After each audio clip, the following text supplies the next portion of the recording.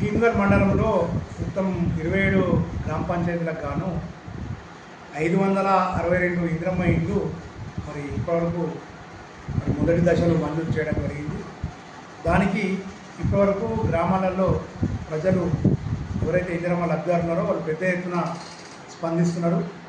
257 మంది మరి భీమ్గల్ మండలంలో ఇంతవరకు మార్కౌట్ తీసుకోవడం జరిగింది, ముగ్గురు కూడా పోయడం జరిగింది. చాలా మటుకు దీనిలో ప్రగతిలో ఉన్నాయి. మరి నిజామాబాద్ జిల్లాలోనే మన భీమ్గల్ మండలము 2వ స్థానంలో ఉంది ఈ మార్కింగ్ సంబంధించిన. సో ఇందిరమ్మ ఇళ్ళకు సంబంధించిన దానిలో 400 నుంచి 600 చదరపు అడుగులు, 400 నుంచి 600 చదరపు అడుగులు మించిపోకుండా మరి ఇందిరమ్మ ఇల్లు మంజూరు చేయడం జరుగుతుంది.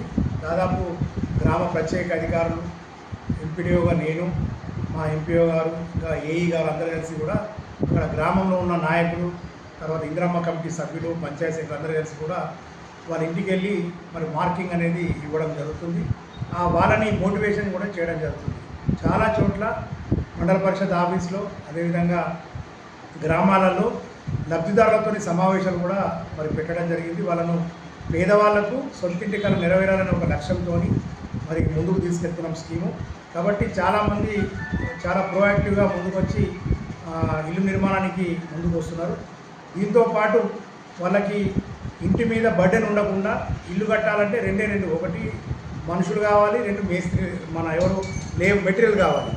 మేస్త్రీలకు సంబంధించినవి కూడా పెద్ద మొత్తంలో డబ్బులు తీసుకోకుండా ఈ కమిటీల ద్వారా అక్కడ ఉన్న వాళ్ళతో మాట్లాడి, మేస్త్రితో మాట్లాడి నార్మల్ రేటుగా ఇందిరమ్మ ఇల్లును కట్టడానికి మాట్లాడుతున్నాం. అదేవిధంగా ఇసుక నిన్ననే దాదాపు మన భీమ్గల్ టౌన్ నుంచి, అదేవిధంగా బడా భీమ్గల్ నుంచి ఉచితంగా ఇసుక కేవలము ట్రాక్టర్ ట్రాన్స్పోర్టేషన్ ఛార్జెస్, అదేవిధంగా ట్రాక్టర్ ఛార్జెస్తో 650 ట్రిప్పులు నిన్న ప్రతి ఎవరైతే ఇందిరమ్మ ఇల్లు ప్రారంభించుకోవడం జరిగిందో ఒక్కొక్కరికి 3 నుంచి 5 ట్రిప్పుల చొప్పున మరి వాళ్ళకు ఉచితంగా ఎలాంటి సీనరేజ్ ఛార్జెస్ ఇంకా ఇతర ఛార్జెస్ లేకుండా వాళ్ళకు నిన్న పోయించడం జరిగింది. తర్వాత బల్క్గా గ్రామంలో బల్క్గా సలాకా సిమెంటు ఇంకేమైనా అందరు కలిసి కూడా కొనుక్కుంటే కొంచెం తక్కువ రేటు కూడా పడుతుంది. కాబట్టి ప్రభుత్వం ఇచ్చే 5 లక్షల రూపాయల్లో మనము ఆడంబరాలకు పోకుండా మనం ఇల్లు కట్టుకుంటే తప్పకుండా 5 లక్షల రూపాయలు పూర్తవుతుంది.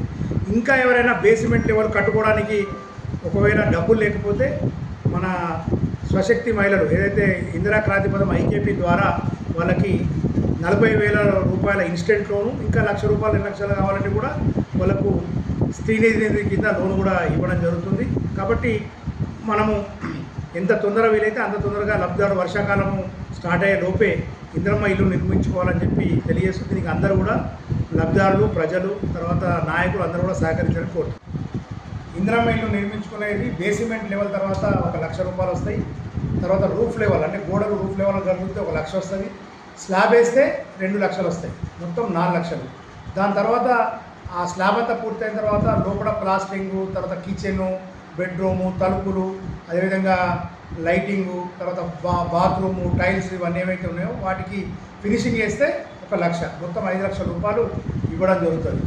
ఈ డబ్బు అనేది డైరెక్టు లబ్ధిదారుని ఖాతాలో పడుతుంది. లబ్ధిదారుల ఎంపిక విషయంలో కానీ, లబ్ధిదారులకు డబ్బులు ఇప్పిస్తా అనే విషయంలో కానీ ఎవరు కూడా దళాలను ఆశ్రయించవద్దు. అధికారులు ఎవరైనా డబ్బులు అడిగినా కూడా ఫిర్యాదు చేయాలా. ఇంకెవరన్నా వ్యక్తులు కూడా ఎవరైనా మిమ్మల్ని ఇందిరమ్మకు మీ బిల్లు ఇప్పిస్తాము, లేకపోతే ఇందిరమ్మ ఇల్లు ఇప్పిస్తామని చెప్పి అడిగినా కూడా మీరు నేరుగా ఎంపీడీఓ కార్యాలయంలో ఫిర్యాదు చేయొచ్చు.